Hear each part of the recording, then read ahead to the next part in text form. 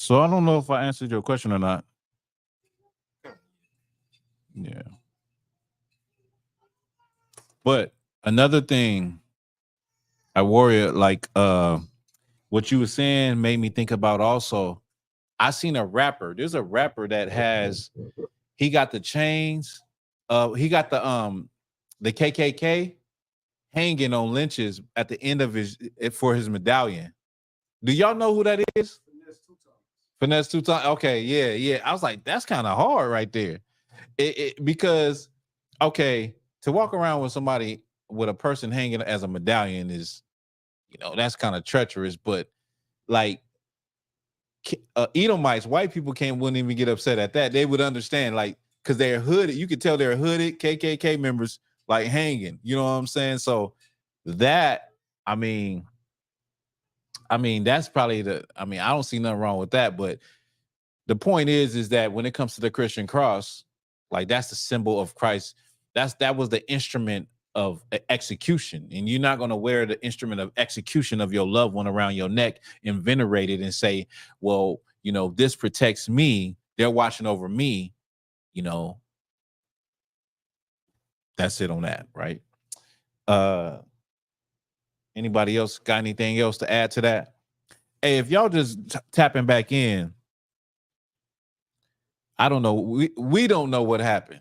We don't know what happened. The feed literally just dropped. It closed out, and I don't got no answer for it other than the white man is the devil. That's my only answer. That's my answer to any time. So that's the first time I ever seen that actually happen. But it dropped like like they cut the light, like the power company came and cut the lights out. It dropped so fast. I had to look at her brother and say, "Damn, did we pay the internet bill? Is the internet on? Did it just turn off right now? Like, what just happened?" But that's what that is. Let me get let me see.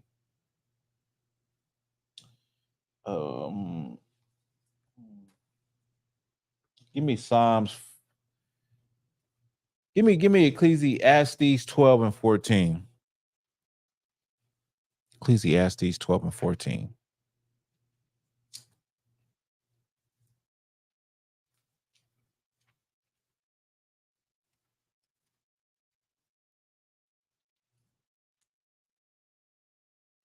What you mean, Quadash? You said that's crazy to be reminded of that. Oh, you talking about the loved ones on a medallion? Is that what he's talking about? Yeah. Yeah.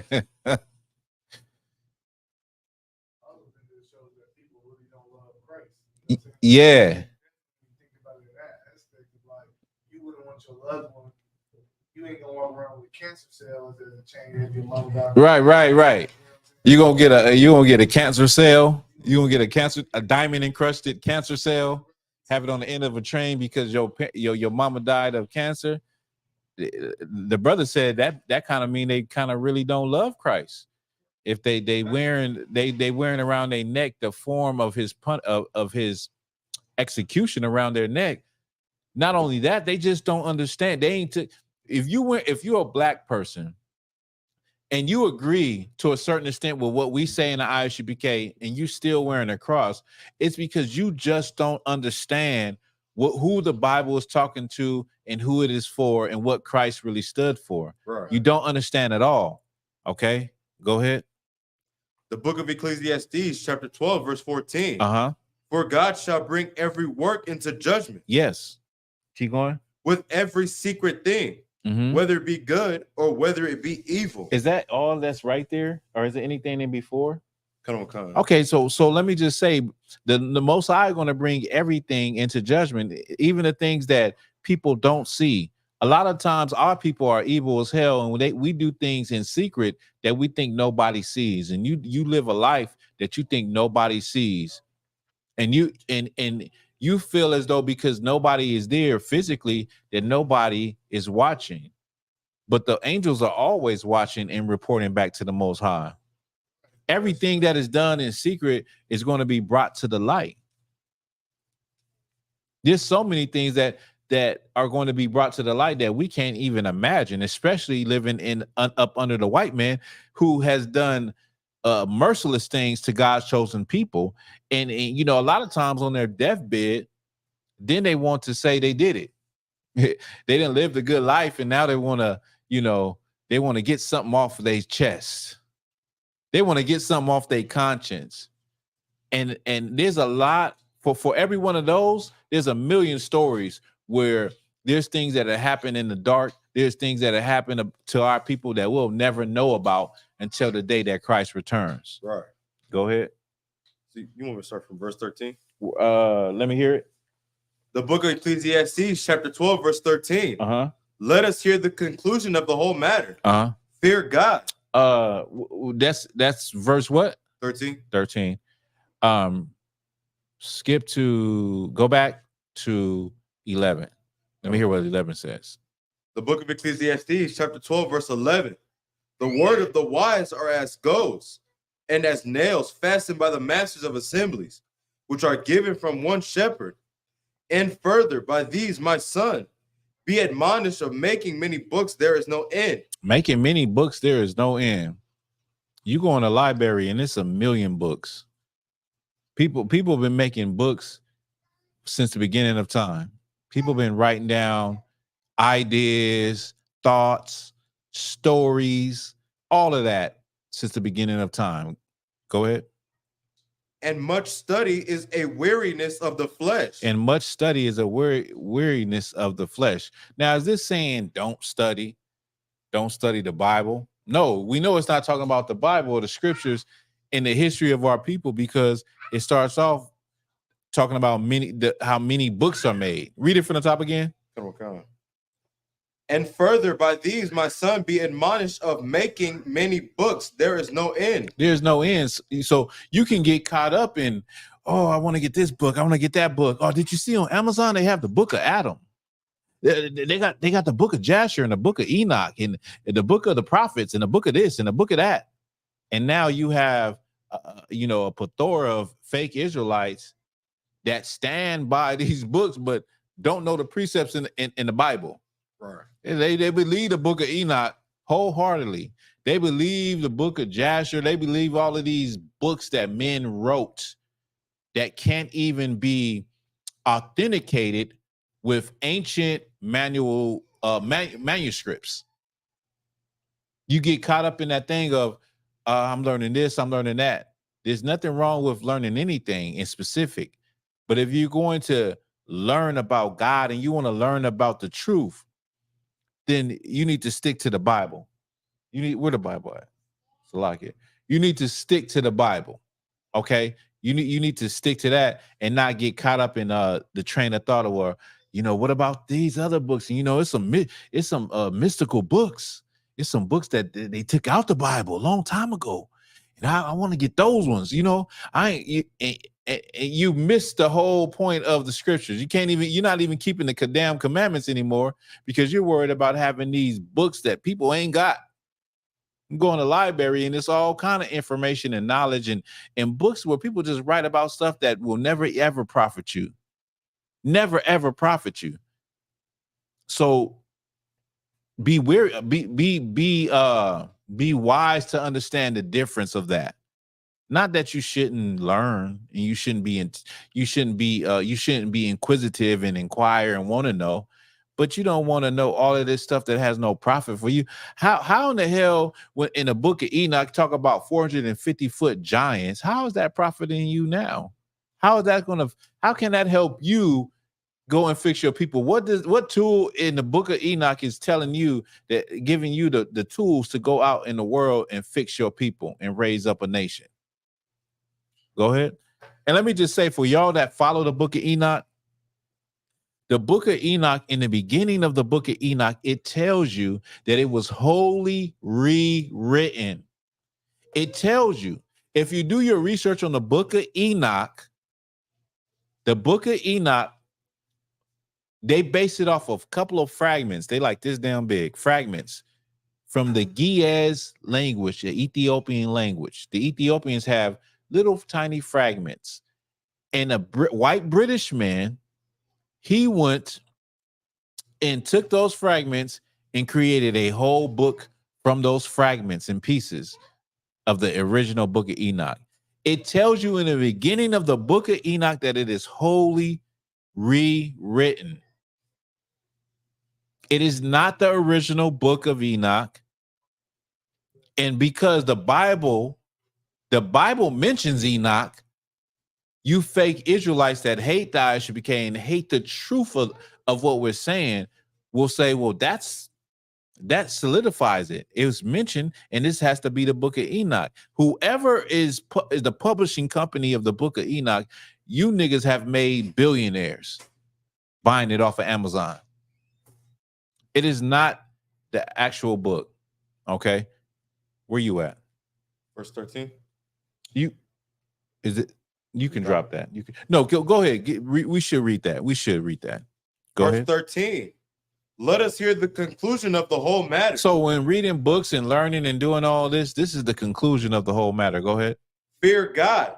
Fear the Most High. Go ahead. And keep his commandments. That's it. And that is all. Right. That's the most important duty of a man, of a woman, is to fear God. You need to fear the Most High. And you need to keep the commandments. That is all you need to do. That is your purpose. Your purpose ain't trying to, figure out what you need to do in life and what's this and that and what, how deep the ocean is and how high the sky is. Your purpose in life is to fear the Most High and keep the commandments, and everything else with you will be fine. Do you know there are evil people in this world? There are evil things in this world. There are things that you can't imagine that happen on a day-to-day basis. You want to be protected for those things. You want your family members to be protected from them things. You want your children to be protected from them things. And how is it that you are able to get that protection? It's from what? Fear God and keep his commandments. It's from fearing the Most High and keeping his commandments. That's how all of these things come together. There is no security. There is no protection. There is no, being sure, no surety, being sure for something. There's nothing that you can be sure of other than keeping the law, statute, and commandments and fearing the Most High. You fear the Most High, then you won't ever fear a man. Right. You won't ever fear a circumstance, because you know that he's in power to move that circumstance. He's controlling that circumstance. There's no circumstance that we face as our people face that we look at it like it's a huge obstacle. It's a mountain in front of us. There's nothing that can stop us if we turn to the Lord. It's nothing, right? Let me give me Micah 2:1. You about here? All right. Shalom, Lord Christ. Like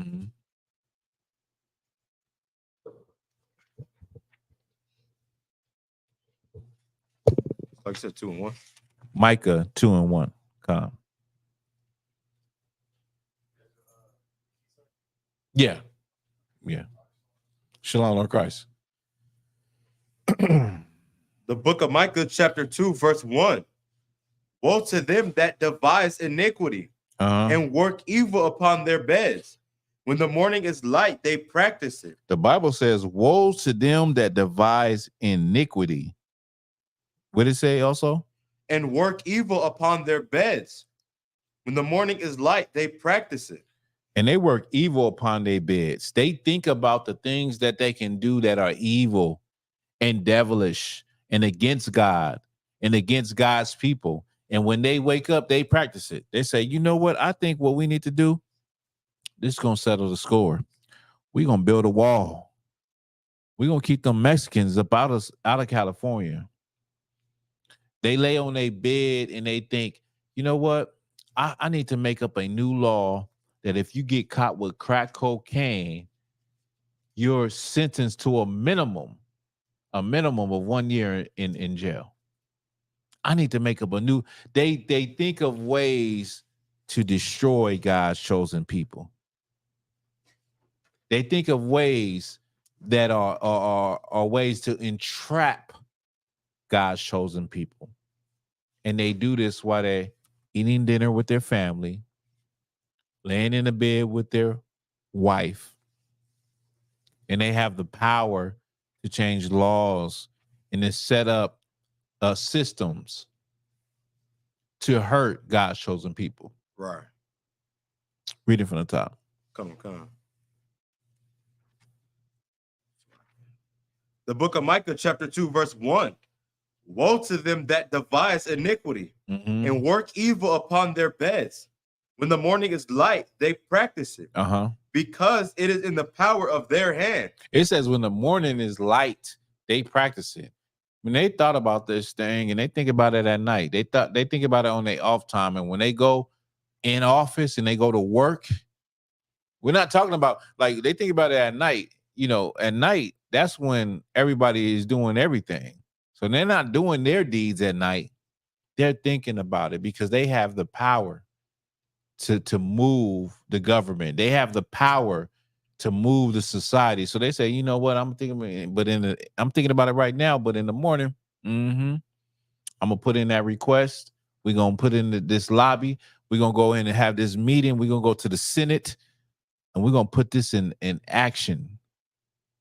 And they practice this thing on people. Go ahead. Come. Verse 2. Because when the morning is light, they practice it because it is in the power of their hand. Verse 2. Because it's in the power of their hand, but the Lord said, what in the beginning of that precept, what did he say? Woe to them. Woe. Destruction to them. That's what woe means. Right. Destruction to them that do these things. Destruction to them. Sister said, it's crazy how they gave the gay community a hate crime bill and folks voted it in, but y'all never gave so-called black people a bill of crime and shit been happening. Things been happening. Things have been happening to us since and before I was born. Let's get that sister a hand.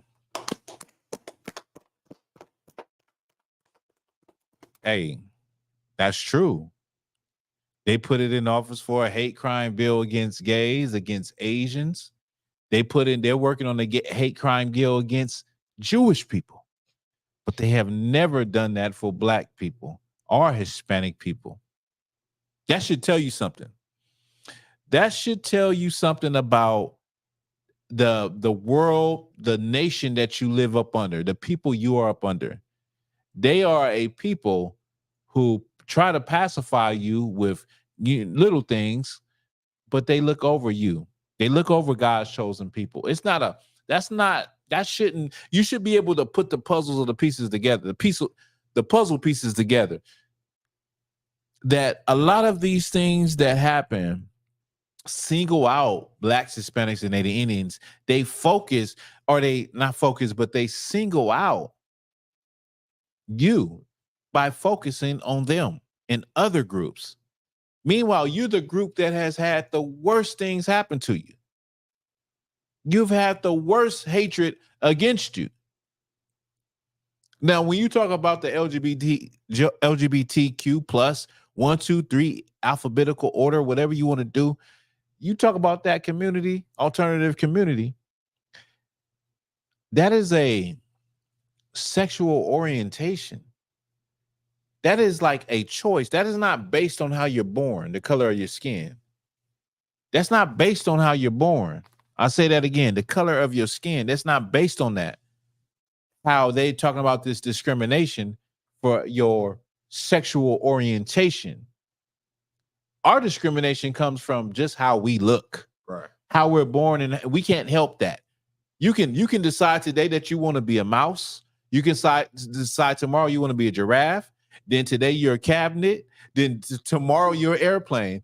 And somebody has to respect that in that community. But when it comes to us, we can't decide whether or not we want to be born black and Hispanic. Right. That's who we are, and that's how we've been discriminated against. You see the irony in that and how they treat us? Where we at? Read it from the top. Read that again, because what the sister said went perfectly with the precept. The book of Micah, chapter 2, verse 1. Woe to them that devise iniquity Mhm. and work evil upon their beds. They devise iniquity. They come up with stuff to hurt us even more. Go ahead. And why do they do this? Keep reading. When the morning is light, they practice it, because it is in the power of their hand. Because it's in the power of their hand to do so. But it's coming a time where they won't have any power. Right. And the only power on the earth will be the people who they oppressed for so long. Right. And that power is going to rule over the earth. And that power will be under a black man named Jesus Christ. That's right. And his people are blacks, Hispanics, and Native Indians, who the world has used as a scapegoat for all of the problems and the negativity and all of the things that go on in the earth. We've been used as a scapegoat and the people to point the blame at. Well, it's going to come a day when they're going to be the people who we point the blame at, and the people who we look at with disdain, and who we tell them, yeah, I know you got 4 kids and you gotta do this and you gotta do that. I need you at work, stat, on time. You don't got a babysitter. That's not my problem. You better be at work or you won't eat. You or your family won't eat. Right. You know what I mean? We're going to be able to be in power and rulership and run things for a chance. A lot of y'all don't even have the mindset to run things. I understand we don't have the mind to run things because the Lord is going to put that spirit in us to run things, to be over another people. A lot of y'all be like, that's not fair. It's not fair. That don't seem right. That's not Christian. The Lord ain't a Christian. Right. I'm gonna get on you, black Christians. The Lord ain't a Christian. And the Lord is about righteousness. It's not fair that you gotta work 9 to 5s, and it's not fair that you gotta struggle and scrape. It's not fair when your ancestors is the one that then died and bled and built this country. That's not fair. The hell are you talking about? That's not fair. You don't know what fair is. You don't know what righteous justice is. Righteous justice will be for America to give over everything that they have to black and Hispanic people and to start from scratch, while black and Hispanic and Native Indian people start with a head start. Right. Like they did. That would be fair. That would be righteous. You know what I'm saying? Where you at? Where we at? Michael 2. Yeah, you can drop that. You know what? Where we at? What I want. Let's get Exodus. We'll go to Moses real quick. Let's get Exodus. Let me see if I pull these up real quick. Let me get these slides. Give me Exodus 1. Now we done went over Exodus. We went over the story of Joseph, right? Okay. We talked about Joseph. We talked about how Joseph was sold, how he became the second in power in Egypt, how his brothers came to him, and he recognized his brothers. He put them through a little thing just to test and find out if his father was still alive, Jacob. And his father came. His father later, before he was going to pass away, he told Joseph to make sure when I die, to take my bones back. Matter of fact, if you could give me that where Jacob, Israel told Joseph to bury his bones, I believe, in the field that Abraham had bought. Come on.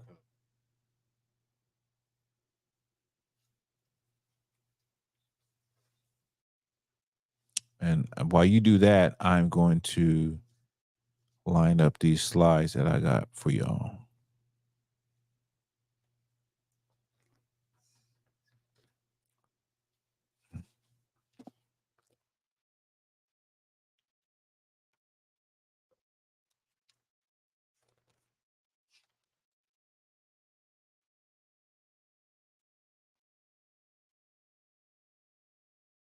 Oh, is it Genesis 20 or 47 and 29? Let me hear it. The book of Genesis, chapter 47, verse 29. And the time drew nigh that Israel must die. And he called his son Joseph and said unto him, Israel being Jacob. The Right. time came close to when he was going to pass away. Go ahead. If now I have found grace in thy sight, put, I pray thee, thy hand under my thigh, and deal kindly and truly with me. Bury me not, I pray thee, in Egypt, but I will lie with my fathers, and thou shalt carry me out of Egypt and bury me in their burying place. So Jacob, Israel told Joseph, don't bury me here in Egypt. Bury me in the land of my forefathers. Bury me so that I may rest with my forefathers. Go ahead. Verse 30, but I will lie with my fathers, and thou shalt carry me out of Egypt Uh-huh. and bury me in their burying place. And he said, I will do as thou hast said. So Joseph agreed and said, I will do what you said, Father. Go ahead. Verse 31, he said, swear unto me. He swore unto him, and Israel bowed himself upon the bed's head. Mm-hmm. So Israel did not want to be buried in Egypt. He had Joseph promise that he would bury him in the land of his forefathers. Okay. And then once he passed away, the Israelites grew and grew. Joseph, he got in his old age, and he had two sons, Ephraim and Manasseh, and he got to the age where he was able to meet Ephraim and Manasseh's his grandsons. He got to meet his grandsons. Excuse me. He got to meet his grandsons, and he told them to don't bury me here in Egypt. To when you leave, because God is going to give us a promised land, to take my bones with you. Okay, but Joseph became very great in Egypt. He was second in command over all the land of Egypt, and everyone that wanted to get anything in Egypt, buy anything, they had to come to Joseph. Right. He was in charge of all of the affairs. He was an Israelite. He was not an Egyptian, but he ruled over all of Egypt. Okay. And the Israelites were given the land of Goshen, which is the fertile land. Okay. And let me see, I probably can pull up something I did have a map. Let me see.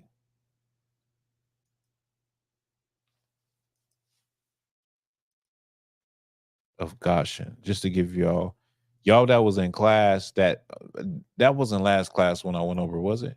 Did I go over it last class? Goshen, I think it was a class. I know I went over it. I just want to. I'm trying to remember. I know I had a map of the land that the people of the Hyksos. Okay. The Hyksos and the Israelites was given. This land was Goshen. It was a fertile land. So this is the land, right? You see where Egypt is. You see the green fertile land, because that's the delta. That's where the water would come in, and that area was very fertile land where you can grow crops. You can you can have livestock because they have food to eat. And so Goshen, where you see the red tent, is the land that the Pharaoh gave Joseph's family. He said, settle your family here. They can have the best land. And after Joseph died, the Israelites flourished in this area. We flourished because, of course, Egypt is a damn desert, except around the Nile River. So you see the Nile going down. That's the Nile River. You see the green. Anything outside of that, it's desert, it's desolate. So wherever you live in, the most fertile places would be the places where you have the most food, you have abundance. Okay. And so we end the story of Joseph. Let me see. We end the story of Joseph, and we come to Exodus chapter 1. Let's get that.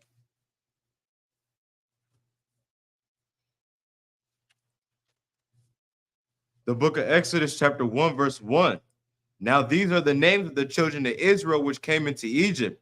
Every man in his household came with Jacob. Verse 2, Reuben, Simeon, Levi, and Judah. Right. Issachar, Zebulun, and Benjamin. Dan, Naphtali, Gad, and Asher. And all the souls that came out of the loins of Jacob were 70 souls. Uh-huh. For Joseph was in Egypt already. All the souls that came what? Read that.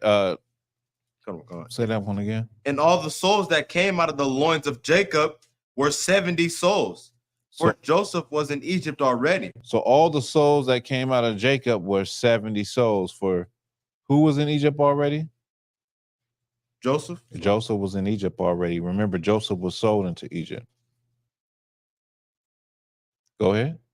Verse 6, and Joseph died, and all his brethren in all that generation. And the children of Israel were fruitful and increased abundantly and multiplied. And so the children of Israel were fruitful and they increased abundantly. They multiplied because remember, they lived in an area. And let me see if I can get a map. Or just read it. I'll use this one. I'll use this one. Go ahead. Okay. And the children of Israel were fruitful and increased abundantly and multiplied and waxed exceedingly. Okay, hold that right there. They waxed exceedingly. What's the word? What is it saying when they waxed? Go ahead. It's like they had kids. Like they grew. They grew. Not they had kids, but they waxed exceeding. Like there's a preset with give me waxing fat. No, hold on. I'll get it for y'all. And give me that.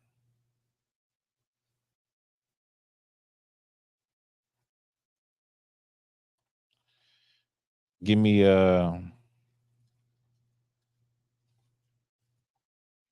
won't. Give me Jeremiah 5:28. Excuse me.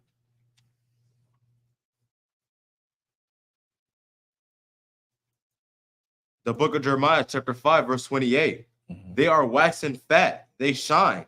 Yea, they overpass the deeds of the wicked. What does waxing fat mean? What it, like he's what like okay, I'm gonna just give it to you. Waxing fat means you grow, you getting big. He said it, they grew, but waxing fat, like I'm you know, my pockets is waxing fat. I've been working all week. I just got paid. My pockets is waxing fat. Right. I'm growing. I'm getting big.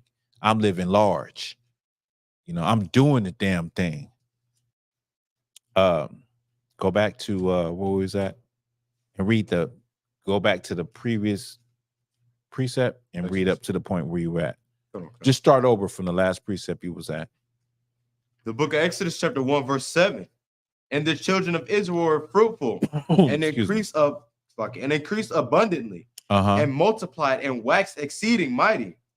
And the land they waxed exceedingly mighty. Go ahead.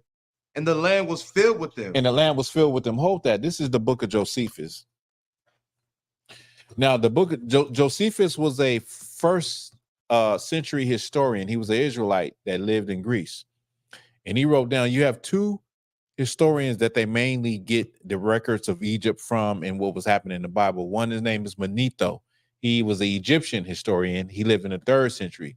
Josephus was a 1st century historian, lived about 100 years before Christ was born. He told his story of the time of Adam until his time. And so I'm gonna have you read. Let me see. We're gonna get what we're reading. Well, he talks about exactly what we're reading. Okay, let me find it.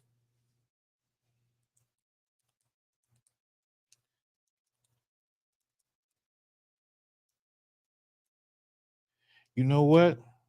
Okay, so you can start right here. So here, take this. So right here, and I want you to stop where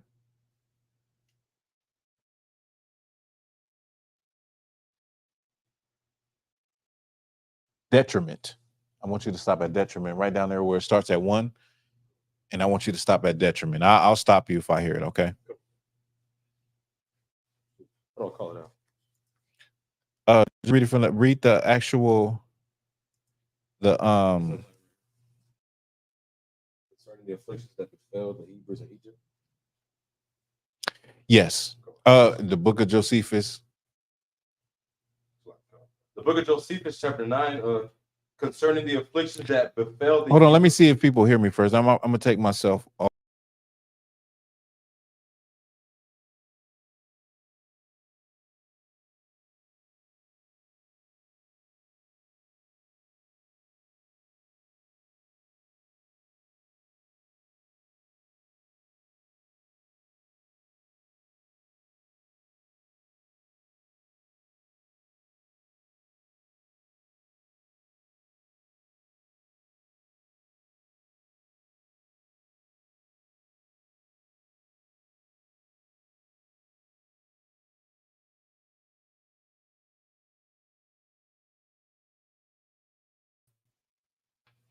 Y'all let me know if let me put this down there.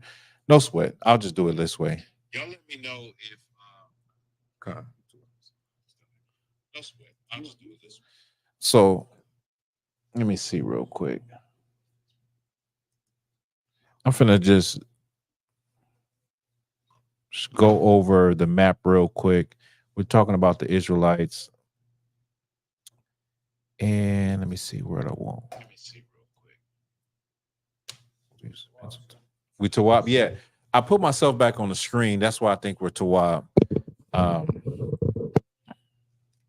So y'all have the map here. Let me see. Let me see if this is gonna work.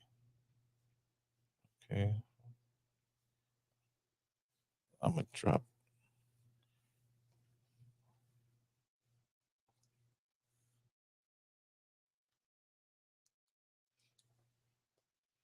Y'all bear with me. I'm trying to get it right. So in this area, oh shit. I gotta bring it back. Okay. Where should I be at?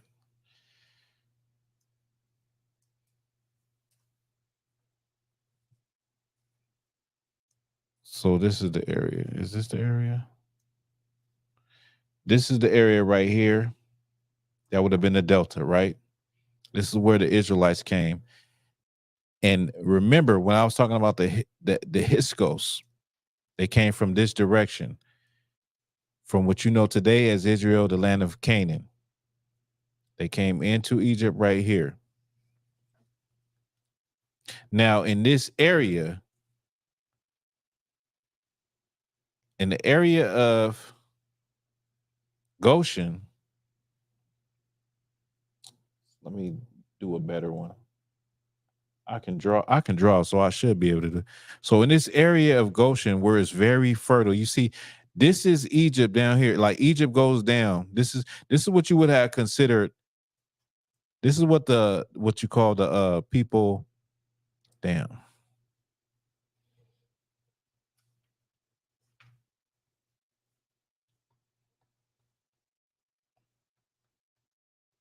That's Upper Egypt. Oh shit, I done messed it up. Lower Egypt is backwards. So what we'll call it the north. This is northern Egypt, right? Let's just say that's northern Egypt. Now you go down here, and you see right here the Nile. The Nile River is where everything flourishes. But up here in the Delta, this is the Delta up here. This Delta where the water is coming in and it's lush. It's very fertile. You would be able to grow crops, feed your cattle and your livestock. You would be eating really good. You would be doing better than a lot of people, okay, in other parts of Egypt, even the pharaohs. And that's the area where Joseph's family was given. They was given that area. So let's get back to them waxing fat. So you want the Josephus? Sure. Give me Josephus. Give me Josephus. We read about waxing fat. Give me what Josephus says. This is the book of Josephus, chapter 9, concerning the afflictions that befell the Hebrews in Egypt during 400 years. Now, what happened that the Egyptians grew. Now, you're hearing a firsthand account for somebody that wasn't living there, but he was he has a better breakdown, and he has a different perspective of what was going on at that time. His profession was a historian, a scribe, to write down everything. Go ahead. Now it happened that the Egyptians grew delicate and lazy, as to painstaking, and gave themselves up to other pleasures. Right. And in particular to the love of gain. They also became very ill affected towards the Hebrews, as touched with envy at their prosperity. So the Egyptians were very they became very lazy in eating grain. Remember, Joseph had secured a way for them to have plenty of grain and barley and wheat and live off of that for a long time and make a lot of money off of that. Go ahead.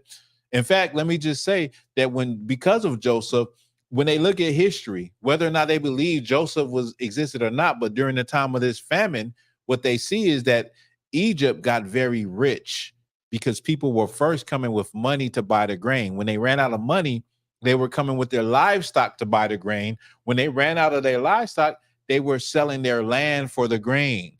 And so the Pharaoh of Egypt was acquiring land from people because of the famine. So Egypt became very rich. Go ahead. Come on. For when they saw, as such with envy at their prosperity, but when they saw how the nation of the Israelites flourished and were become eminent already in plenty of wealth, which they had acquired by their virtue and natural love of labor, they thought their increase was to their own detriment. So the Israelites grew and waxed rich because their own love of labor. Our people were always a hardworking people. I know we say that Mexicans, Israelites, they work hard, and they do. They the hardest working people ever. But as God chosen people, we were a people of agriculture. We were a people that you worked the land, tilled the land. We had goats and cattle. We were shepherds, and so we didn't have no issue with working. But the Egyptians did. The Egyptians did, and because of that, we waxed and we grew and we got very rich. Go ahead. Come. And having in length of time forgotten the benefits they had received from Joseph, particularly I'm sorry. Over a length of time, the Egyptians had forgotten the benefit they received from Joseph. It was a blessing for Joseph to be able to tell the Pharaoh what his dream meant, and then how to plan and prepare for it when this 7 years of plenty came, and this 7 years of famine. Now we know people may say that the 7 years of plenty and that 7 years of famine didn't happen, but we've already brought it out that there is a rock that has the inscription of the 7 years of famine on it. Joseph said that the 7 years of plenty will not be remembered, but the 7 years of hard times, that famine was remembered. And because in that famine, it was like a contract. And on this rock, they wrote down this contract, which was thousands of years later. Priests that lived in Egypt at this time, during the time of the Greeks ruling Egypt, used this rock in this contract to secure what their family had was promised to them by the Pharaoh in ancient times. So even though people may say it's not real, these people during the time, these Egyptian priests during the time of the Greeks, believed that this was authentic and real because it authenticated their land grants. Okay, keep going. Okay. Particularly the crown being now come into another family. Crown now came into another family. They forgot about what the things Joseph did because the crown, the rulership, went to another family. So the great things that Joseph did for Egypt, they forgot about it because the crown went to another family. Go ahead. Okay. They became very abusive to the Israelites. They became what? Very abusive. Very abusive, just like your oppressor, the so-called white man today. Forgot what your ancestors did for this place. Forgot that the Native American Indians taught them how to grow crops, taught them how to survive the winters. They forgot that. They forgot that America is built off of slave labor, off of the cotton industry, off of the tobacco industry, the sugarcane industry, the rice plantation industry, that was all done by Black and Hispanic people. They forgot about what God's people did for them to make their country so rich and so powerful. Go ahead. Okay. And contrived many ways of afflicting them. And then they decided to think up. What did we read in Micah 2:1? When they lay in their beds, they devise evil plans, and in the morning they practice it. They did what? Read that again. And contrived many ways of afflicting them. And they contrived many ways of afflicting them. They contrived many ways of afflicting Blacks, Hispanics, and Native Indians by setting up laws, setting up penal codes, setting up restrictions, unemployment. You can't get into college. Affirmative action, denying loan grants, denying you a home loan, all type of ways they devise to shut you down and stop you. Oh, did I forget abortion? Go ahead. For they enjoined them to cut a great number of channels for the river and to build walls for their cities and ramparts. So they enjoined them to cut. So what they did was they built a whole bunch of walls. Remember, they were living in the delta. So they was living in the area where there's the water's coming in. It's all type of streams and rivers. Water is life. In ancient times, y'all probably don't realize, but water was life. Water was how you keep a city. You can build a city if you're close to water. Think about all of the great cities in America. They're close to water. They're right next to the water. The great cities of the world are right next to water. So the Egyptians said, we're going to cut off of these. We're going to cut them. We're going to separate them. We're going to build walls so they can't prosper. Go ahead. Okay. That they might restrain the river and hinder its waters from stagnating. Upon its running over its own banks, they set them also to build pyramids. And by all this wore they them did out. What? Upon what? Upon its running over its own banks. And what? They set them also to build pyramids. Your forefathers built the pyramids. Right. Your forefathers built the pyramids. Egyptians didn't build. The pharaohs didn't build the pyramids. The workers, the field hands, the slaves built the pyramids. The Israelites built the pyramids. Go ahead. Okay. And by all this wore them out. And forced them it says, and by all this wore them out. Go ahead. And forced them to learn all sorts of mechanical arts. And forced them to slave, to work all kind of mechanical arts, production. You get what I'm saying? Like working in a warehouse, being a janitor, being a bus driver, force them to work all type of things. What it say? We'll get to that. All manner of the field. Go ahead. Come on. And to accustom themselves to hard labor. And 400 years did they spend under these afflictions. For they Is it too cold in here for y'all? Y'all can turn it down. Y'all Toab, go ahead. For they strove one against the other, which should get the mastery. The Egyptians desiring to destroy Israelites by these labors. And the Israelites desiring to hold out to the end under them. So the Egyptians wanted to destroy them by all of this labor they put on them. And the Israelites, being strong and a stubborn nigga, wanted to hold out up under that and say, I'm gonna push through. Niggas ain't gonna break me. That's just a spirit. That's us. You know what I'm saying? You're not gonna break me. I'm not no quitter. I'm not gonna beg you. I'm not finna stop, and I'm not gonna beg you. Yeah, life is hard. Yeah, that's Black and Hispanic today.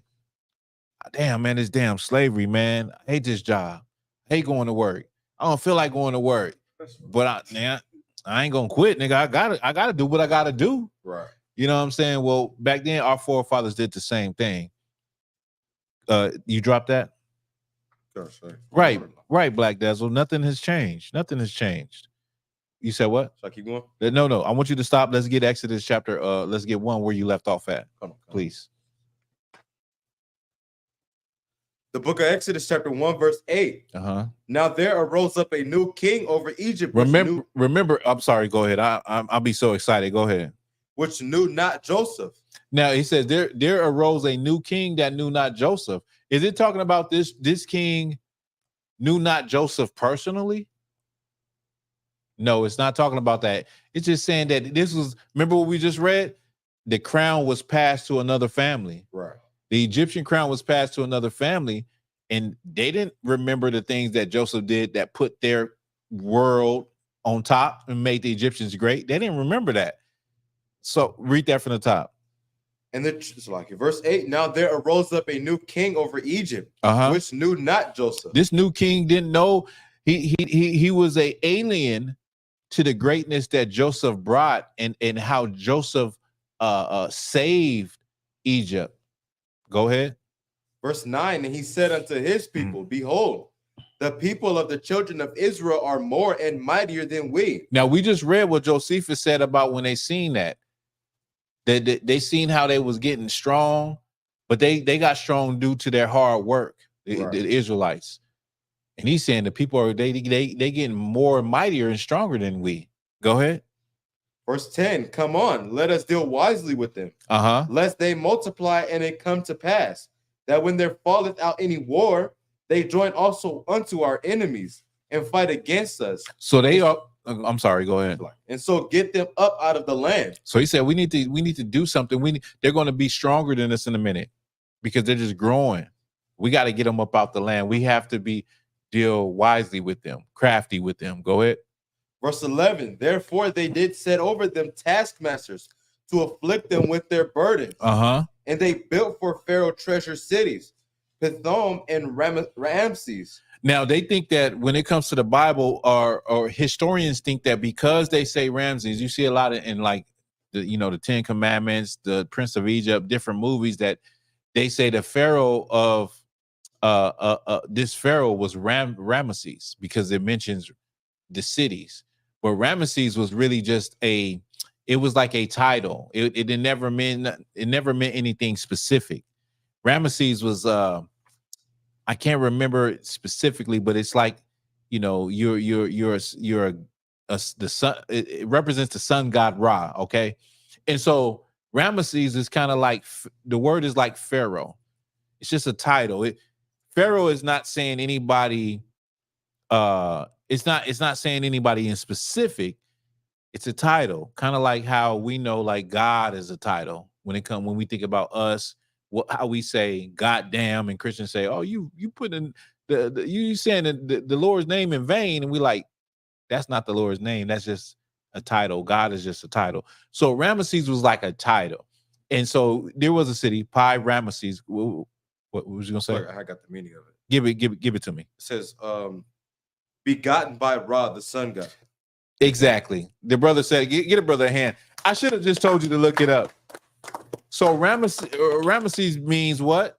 Begotten by Ra, the sun god. It's just a title. But historians have thought that because it says that in the Bible, that the Pharaoh was Ramesses, and it was not Ramesses. The Pharaoh at this time was, let me get the Pharaoh. And I showed you this already. This was the Pharaoh at the time. Amos was the first king of the 18th dynasty. Okay, he's the Pharaoh that expelled the Hyksos that took power in the north. He expelled them, but the Israelites were allowed to stay because of the promises made by the 3rd century Pharaoh Dozier that they could stay. So the Israelites were still in the land after some Semitic people got kicked out of the land. And the Israelites, because they were still in the land, they grew and they multiplied. Right. His son is the one we're reading about right now, who knew not Joseph. And he put out the decree for the firstborn son to be thrown in the river. This is Amenhotep the first. And then he also has another name, Tutmos the first. So the different names are when you're a co-regent, meaning you're a co-ruler, and then you become emperor, you get a different name. Okay, that's why they have two names. He has two names. And his daughter is, go ahead. So is that the same situation with Joseph? Was it like an Egyptian tradition because they changed his name when he became? Yeah. Okay. Yeah. Well, yeah, I believe it is so. But when we're talking about rulership, you had Upper and Lower Egypt. Right. So you'll be ruling in Upper Egypt, but you need a co-regent or a co-ruler to be ruling another part of Egypt. Right. And so when you die, now he becomes emperor, and he gets a new name, and now he has a co-regent. You know what I'm saying? Okay. But what happened is that the historians really don't understand that when they break it down, they look at it like these are two different people. The white man, he looks at it like it's two different people, and that's the reason why the history doesn't line up when they're trying to find the Exodus and they're trying to find Israelites in Egypt. It doesn't line up because they think these are two different people, so they put them in succession, one at the top, and not realizing that they're the same person. And this happened throughout them trying to understand the history of Egypt. Okay. Keep reading. Verse 10. Come on, let us deal wisely with them, lest they multiply and they come to pass, that when there falleth out any war, they join also unto our enemies and fight against us, and so get them up out of the land. Verse 11. Therefore, they did set over them taskmasters to afflict them with their burdens, and they built for Pharaoh treasure cities, Pithom and Ramses. You know what? We're going to stop right there. We're going to stop right there. We will continue on this because this is history. This is, and I want to be able to, you know, I want to be able to eat. I want y'all to be able to eat and chop through this and absorb this. And so for time's sake, we're just going to go to our other story. We want to talk about the Black Christian Church. Okay.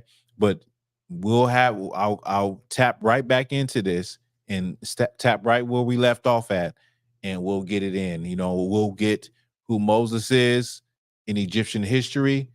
Moses was actually in line to be a pharaoh to rule Egypt. Remember, the Bible says that he was skilled in all the wisdom of the Egyptians. Moses was raised he was raised in the house of Pharaoh. The Bible tells you that Moses was raised in the house of Pharaoh. And we'll get back to that. We're going to get, you know, we're going to really, really eat and delve into that. But I want to get this other story. I want to get about first Sexy Red. Now, there's a story. I don't know if I don't think we have to get the story or the video, right? We could just talk about it.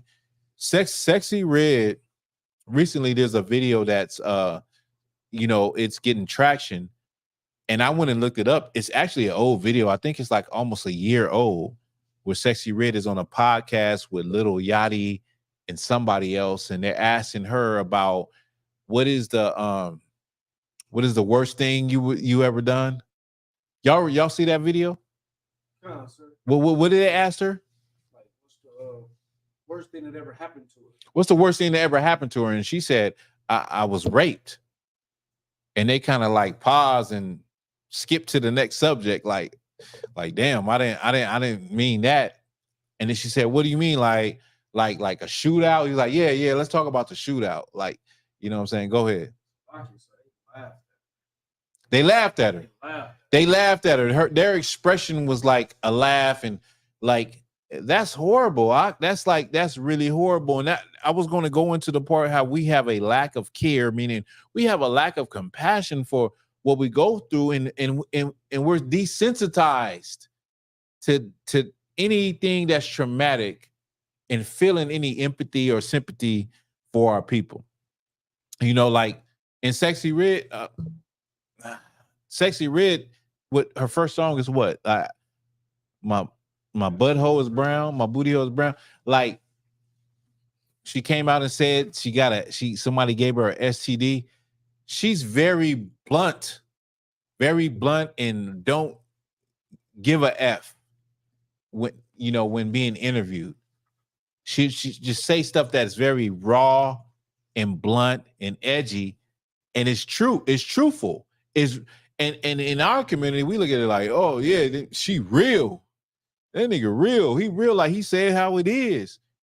But there's a lot of trauma behind that, and nobody goes through those things and just think and just speaks like it's just whatever, unless they've been through a lot of trauma in hell in their life.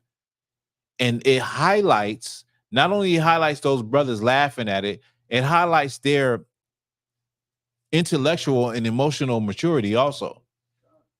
Lil Yachty, for all intents and purposes, is a multimillionaire, but he doesn't have intellectual and maturity, or the level to be like, damn, that's sad. Like, I'm sorry that happened to you, sis. Like, damn, like, really, that happened to you?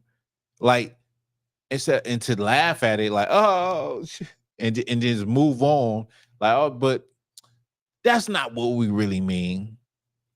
We are desensitized to the pain that we all have seen and we all have heard our other brothers and sisters have went through. You know what I mean? I was just thinking, like, man, that's horrible. But brothers and sisters, Captain Nakab made a good video. Brothers and sisters, and I've been saying, I said this on my platform, brothers and sisters, that you think that people, when they're young, when they're children, they grow up and they want to be like that. They say, you know what? I want to be a sexy red. I want to be a stripper. I want to be a prostitute. Children don't say that when they're young. What happens to children is that they have to be molested, in this case, sexually assaulted, raped, molested, grow up in a family where their father is an alcoholic, their mother is on drugs, fighting and arguing, grow up in a home where they're abused, where they're beat up. Somebody their parents put hands on them like Mike Tyson. You grow up in a environment like that, and that's how these people turn out, these brothers and sisters. So if you're going to say, or if you're going to stand behind Sexy Red and say, this is women empowerment, she's bold, she's living in her truth, actually, you support the things that happened to her as a child. Right. You support the fact that she was raped. And now she has some company backing her, making her a superstar. She's talking about her butthole is brown. That's sad. Right. That's evil. You understand? And that's a lack of love and care. Because a lot of times we have to put ourselves. Give me the precept with the brotherhood precept. Damn, what is it? Where you treat a brother how you want to be treated.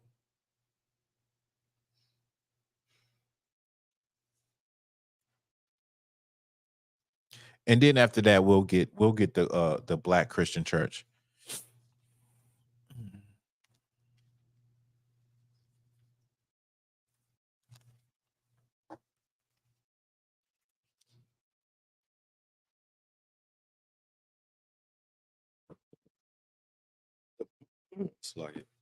The book of Leviticus, chapter 19, verse 18. Mm-hmm. Thou shalt not avenge, nor bear any grudge against the children of thy people, but thou shalt love thy neighbor as thyself. I am the Lord. Love thy neighbor as thyself. Would you want that to happen to you? Would you want for your daughter to had went through something and somebody's asking her some questions about what happened to her in her personal life and they laugh at it? Would you want that for your daughter? Would you want that for your mother? Would you want any of these things that we're talking about? That's hell on earth. Read that again. Okay. The book of Leviticus, chapter 19, verse 18. Thou shalt not avenge, nor bear any grudge against the children of thy people. But thou shalt love thy neighbor as thyself. Love thy neighbor as thyself. Meaning, I want for you what I want for myself. And I said this not too long ago. I said, I don't have anything against, I hate the Megan Thee Stallions, the Sexy Reds, the Cardi B's. I hate the image. I don't hate my sisters. I understand because I'm in the I.S.U.P.K. If I was in the world, I would just hate them. Making it a personal thing. Like I can't stand no hoe like that. Because I'm in the I.S.U.P.K. under Commander General YAHANNA, I've been taught to love my people and want for my people what I want for myself. I understand that these sisters are destroyed. I understand it. I get it. What Black person is going to turn down a contract for $300,000 to be a rapper and to be on TV? Nobody is coming from the hood. Nigga, we broke. Like we're not gonna turn it down, even though it's not a lot of money. We're not gonna turn it down just for the simple fact we're going to be on a super stage where we're famous. So whoever came and handed her the contract, I'm more mad at them. I'm more mad at brothers and sisters that don't look at her and understand that there's more to what they're seeing, that something is wrong with her. She's been through something. Right. She's been through some trauma. She's been through something to be desensitized to put herself on display like that. Better yet, all of our sisters have. Every sister you go and see, you watch pornography, you watch whatever the hell you watch these sisters on Instagram and all that, and they half naked. They're basically naked. I ain't gonna say half naked, they're naked. Something happened a long time ago to where they feel like this is the validation that they need, and this is the way, this is what they should do, and these are the drugs they should be on. So I feel bad for sisters like that. I don't feel good. It don't make me feel good that, you know, a lot of y'all be like, oh, well, you doing all that, then what you think? You deserve that. I don't feel that way. I feel that our sisters, they need the I.S.U.P.K. They need brothers to teach them and teach them right. And we need black men in the households to teach our sisters right, teach those little girls right, so that they don't be put in situations where this happens to them, or they're not put in situations where they make bad choices and they know right from wrong. Our people don't know right from wrong anymore. So I have compassion on my people to understand that thing. I understand, like, it ain't sexy red. She done been through hell. She done, you know, who knows what other things she done been through. But the reason she's like that is because somebody abused her. And when it comes to rape, like Captain Nakad said, when you rape a woman, you're basically killing that woman. And the only way for a woman to actually get real justice is to see the person that did that put to death. Right.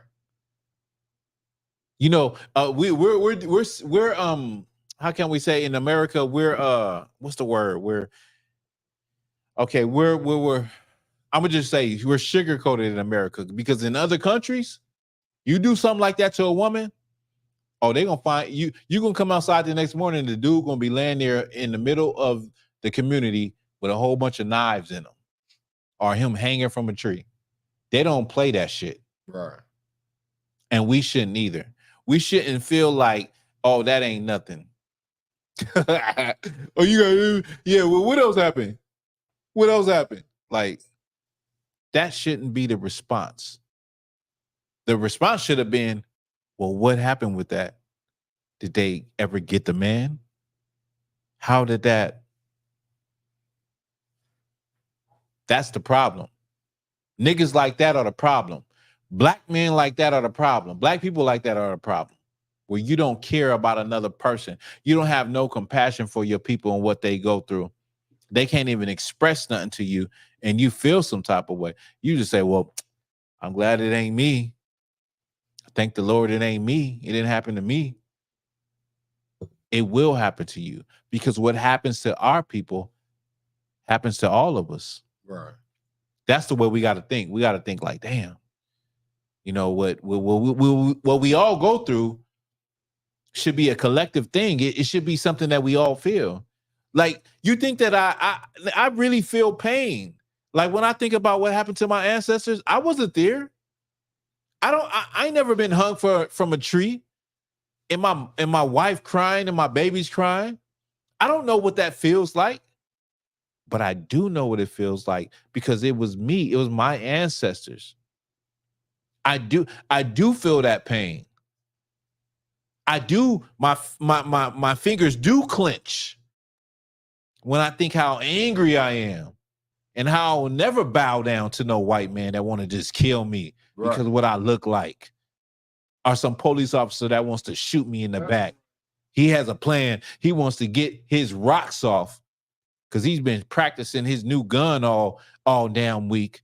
And he's waiting for a black and Hispanic to give him any problem or run away from him. He's itching to come home and say, well, you know, it was either me or him. I feel the pain of my ancestors, and you should too. With that, that's the class.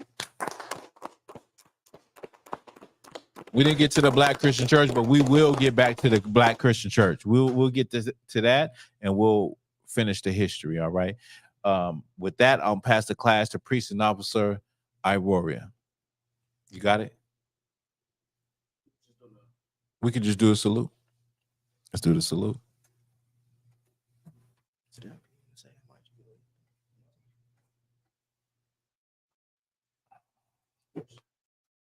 Hmm?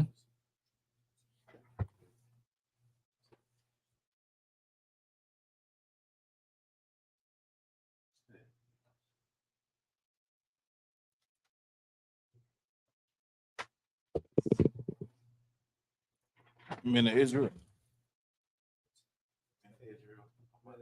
Men of Israel. I might. Teacher. Well, Men of Israel. Amijum Shabbat. Amijum Barak. Yahweh Shem Yahweh Barakatah. Yahweh Shem Yahweh Barakatah. Gajamata. Yeah, Gajamata. Gajamata G. Class dismissed. Class dismissed. Class. Good. You good with it?